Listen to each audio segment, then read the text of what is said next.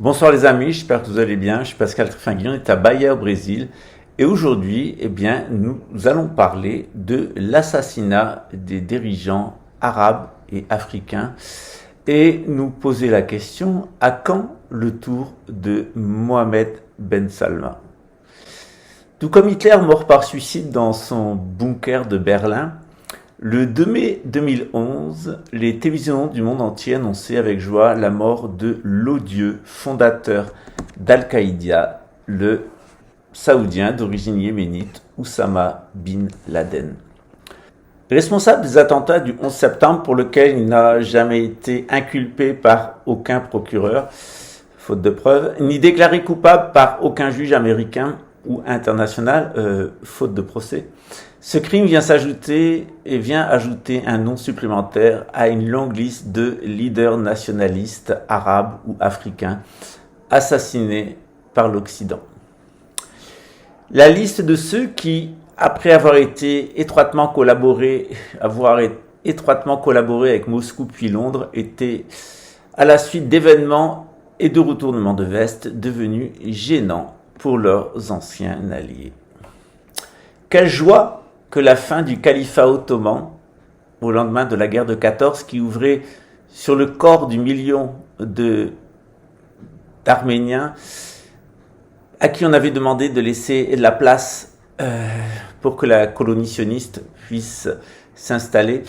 Eh bien, quelle joie que cette fin du califat, qui ouvrait un marché pour les banques et les sociétés internationales, plutôt occidentales, d'armement, de médicaments et de divertissement.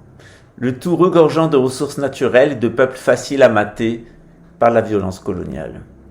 L'exécution d'Oussama Bin Laden est évidemment un meurtre commandité par le président des États-Unis, Barack Obama, lui-même depuis son bureau de la Maison-Blanche. Les autorités états-uniennes, après avoir héliporté son corps dans un bateau de guerre, l'ont fait disparaître en l'engloutissant dans les profondeurs de la mer d'Oman. On peut s'interroger sur la série de décès et d'accidents cérébraux, vasculaires ou cancéreux qui touchent l'élite arabe ou africaine et bientôt asiatique. Autant de personnalités de premier plan ayant eu d'étroites relations avec l'hyperpuissance anglo-saxonne et ses vassaux européens et israéliens et qui certainement auraient eu bien des choses à dire, à révéler et à expliquer. Que de secrets aurait réservé un tribunal public cet homme Oussama Ben Laden, ce monstre qui fut financé et armé par les États-Unis d'Amérique et l'Europe lorsqu'il s'agissait de combattre les soviétiques en Afghanistan dans les années 70 et 80. Cet Oussama maudit que les présidents Carter et Reagan qualifiaient de combattant de la liberté, freedom fighter.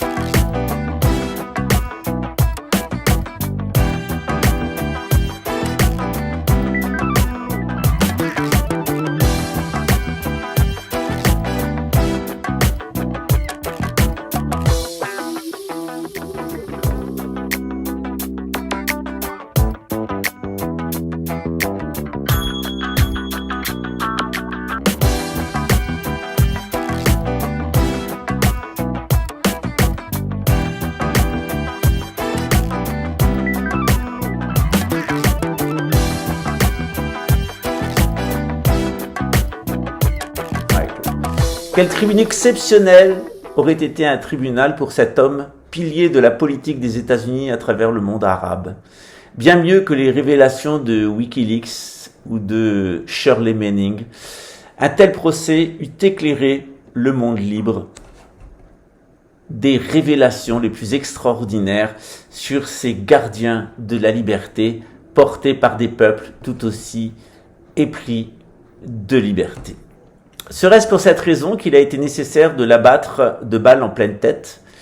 Et serait-ce pour cette raison qu'un autre homme, pas plus moral, mais qui en savait décidément trop, le président irakien Saddam Hussein, fut quant à lui jugé à la va-vite sur la base de chefs d'accusation mineurs? Ils écartèrent des débats les responsabilités états-uniennes et européennes en Irak, et ce n'est pas devant un tribunal international, mais face à des petits juges locaux corrompus et pour finir au bout d'une corde. Mais Saddam est-il au moins mort? Je ne parierai pas ma chaussure sur mesure. Dans le même registre, on se souviendra aussi des embrassades de Bernard Kouchner, le ministre français des Affaires étrangères, et du président Nicolas Sarkozy, serrant bien fort contre leur cœur leur ami et frère, trois petits points, Zine el-Abidine Ben Ali, le président tunisien. On se rappellera sans peine l'amitié sincère de Barack Obama pour Hosni Moubarak, la meilleure carte des États-Unis au Proche-Orient, et impossible d'oublier les regards complices de Silvio Berlusconi et du colonel Muammar Kadhafi. Pendant des années, que dis-je, des décennies, et jusqu'il y a fort peu, ces tyrans serviles ont bien servi leurs amis de l'Occident. Leurs peuples s'en souviennent avec reconnaissance. Recevant armes et hommages sur la scène internationale, ces marionnettes bénéficiaient de la politique du singe. L'Occident ne voit rien, l'Occident n'entend rien, l'Occident ne dit rien, mais l'Occident soutient, armes et finance. Ces amis de l'Occident, que sont ces dictateurs africains et arabes, ont servi, et bientôt asiatiques, ont servi leur peuple en échange, les ont soumis aux intérêts de plusieurs milliers de sociétés américaines et européennes qui ont pillé les matières premières de ces pays et fait violence à une main-d'œuvre surexploitée, amassant eux-mêmes des fortunes colossales. Leurs sujets survivaient dans la misère et la précarité, s'entassant par centaines de milliers à Tripoli comme au Caire, qui sait à Bagdad ou à Pékin, dans ces immeubles mal bâtis, surchauffés au soleil de l'été torride ou glacés dans le froid de l'hiver, bien entendu payants, pressurés et dépouillés de tout avec des loyers démesurés qui ajoutaient ce crime à l'empire de leurs maîtres et à la richesse des partenaires et supporters que ces derniers trouvaient à Rome, à Paris, à Berlin, à Londres, à New York et ailleurs. N'est-il pas plaisant, dès lors, d'avoir entendu le président Obama condamner les années de dictature de ses anciens amis talibans en Afghanistan et de se féliciter de ce que le peuple égyptien se soit débarrassé du despotisme de son ancien frère Moubarak? D'entendre Nicolas Sarkozy hausser le ton et imposer manu militari des sanctions au dictateur libyen Mohamed Kadhafi avant de l'assassiner via un psychopathe interposé de la DGSE, la direction des gens sans éthique.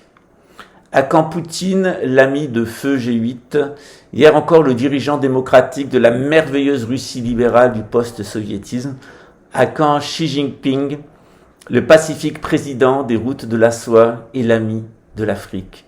Frère hier et ennemi demain. On se croirait dans la famille Colbert, on se tue et on se tue pour l'argent. À qui s'adressent donc ces discours? Pas leurs anciens alliés. Tous trahissent, récompensés pour avoir servi Satan d'une mort infâme et d'un enfer garanti or. Ni non plus au peuple d'Afrique du Nord et d'Orient qui les haïssent et ne sont dupes en aucun cas des simagrées hypocrites de l'Occident comme de leurs anciens dirigeants. C'est à nous qu'ils s'adressent, à nous les citoyens de l'Occident. Nos gouvernants font maintenant la fine bouche, s'indignant publiquement, se dédouanant à qui mieux de leurs anciennes fraternelles. Et nous sommes tout prêts à les croire, à les applaudir et à nous indigner avec eux, sûrs de notre bonne conscience de petits bourgeois, à les saluer même pour leur sens de l'honneur, des responsabilités et de l'amour de la liberté des Ukrainiens. On en verra encore quelques jours, on en enverra encore quelques jours de ces Français amoureux de la liberté des Ukrainiens, avec quelques armes payées avec vos impôts, et on rapatriera encore quelques soldats français aller se battre pour l'argent des primes OPEX et revenus dans des sacs en plastique. Nous ne sommes pas dupes, nous non plus pourtant. Mais les discours de nos dirigeants, de nos télévisions, nous conviennent bien.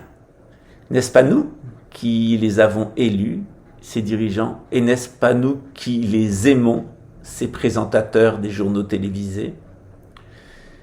Ne sont-ce pas nos voix ou notre silence qui ont cautionné leur politique? N'est-ce pas nos concitoyens qui iront à la guerre pour échapper au chômage de masse des milieux populaires avec la belle prime de l'OPEX en sus et le sac en plastique et l'enterrement offert par l'État républicain? Mais toutes les dictatures du monde, les généraux de Birmanie, c'est Kabila du Congo et autres, tous devraient désormais se le tenir pour dit. Le jour où vous ne servirez plus à Édom, Londres et Rome, vous serez abandonnés à la vindicte de vos peuples, rejetés comme les derniers des parias et éliminés d'une balle dans la tête, achetés à Washington. Bonne jouissance en attendant la mort, infâme, les crétins. Yasser Arafat, mort d'une maladie étrange comme Hugo Chavez d'un cancer, Saddam Hussein pendu haut et court, Zine al-Abidine Ben Ladi dans le coma puis mort, Hosni Moubarak victime d'une crise cardiaque, Mohamed Kadhafi bombardé dans sa résidence de Tripoli, ou plutôt assassiné par un agent de la DGSE muni du fameux pistolet en argent offert par le dictateur libyen à Nicolas Sarkozy lui-même, dont il avait financé la campagne électorale illégalement. Oussama Ben Laden exécuté à bout portant, Poutine dans le viseur de Boris Johnson ou du ministre socialiste luxembourgeois des Affaires étrangères, et Xi Jinping passé de gentil organisateur de la Chine des routes de la soie à un ennemi public de Taïwan et du Canada. On avance vers le grand dénouement final à Jérusalem, avec la direction générale, on sera tellement intelligent. Certes, le procédé n'est pas nouveau, de Salvador Allende à Ernesto Guevara, de Patrice Lumumba à Slobodan Milosevic, de Thomas Sankara à tous les dictateurs de la terre ou désignés comme tels par l'Occident, on a toujours su faire taire les anciens copains de l'Occident. Les tests Covid aux papas et aux chèvres, c'était une idée un peu excessive, ou en tout cas une idée de trop. Et il fallait bien nettoyer la place en Afrique pour placer de nouveaux guignols plus soumis, voire plus corrompus encore que les anciens bourreaux. Quoi qu'il en soit, une chose est sûre, on meurt beaucoup depuis un certain temps dans les hautes sphères du monde arabe, asiatique et africain. Encore un effet du Covid, me direz-vous, ou du Rivotril, puisque vu la moyenne d'âge, on est plutôt dans le cadre d'un EHPAD. Eh bien non. Encore l'effet de peuples qui se laissent acheter pour être complices des dirigeants infâmes qu'ils élisent. L'urne est en Occident plus que la tombe des voix et des consciences. L'urne est la tombe de l'intelligence, de la compassion et du discernement. Le jour où les peuples occidentaux auront le sort de Oussama Ben Laden, ces autres peuples occidentaux combattants de la liberté, ils se souviendront de leur joie le 2 mai 2011, où un homme certes infâme et ami de l'Amérique sioniste, mais innocent des crimes dont on l'accusait, a été frappé d'une balle en pleine tête, sans doute le même genre de balle que celle que Emmanuel Macron recevra aussi en remerciement de l'augmentation exponentielle du budget de l'armée française.